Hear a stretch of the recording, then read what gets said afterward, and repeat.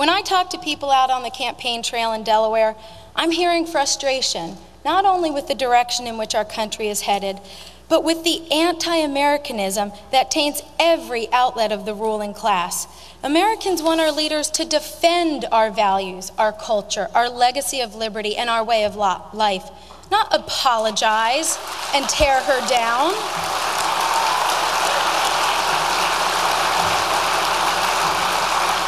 In the diners and at the pig roasts, in the town halls and in the church halls, I hear people embrace for the first time a vibrant conversation about American values.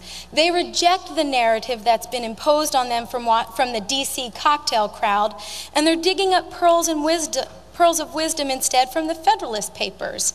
And the Constitution is making a comeback.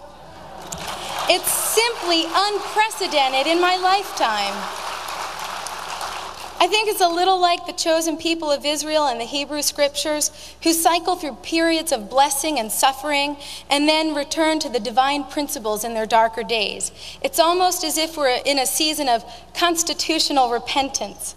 When our country is on the wrong track, we search back to the first covenant, our founding documents, and the bold and inspired values on which they were based.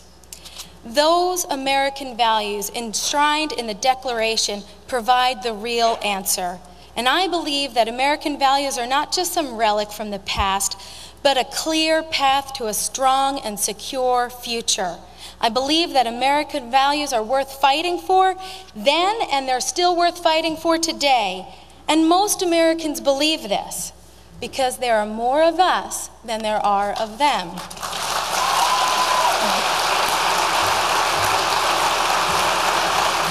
The same principles that made our country great will keep our country great.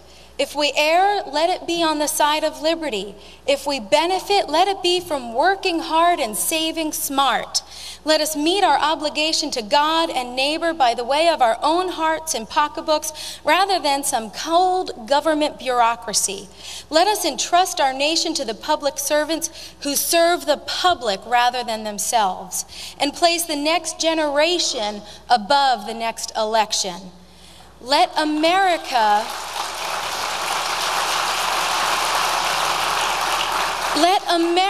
make peace in our world and on our borders through strength, friendship, and commerce.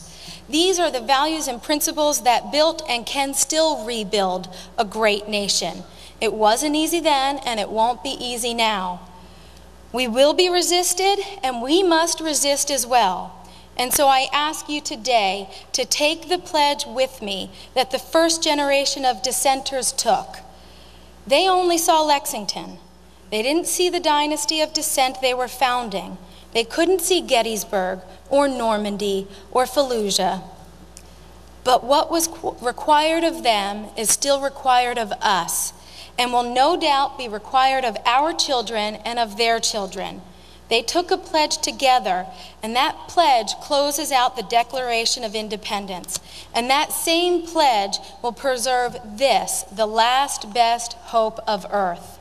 Let us pledge now, as they did then, to one another and to our posterity, for the sake of life, liberty, and the pursuit of happiness. Let us pledge our very lives, our fortunes, and our sacred honor. May God ever bless America. Thank you, and God bless you.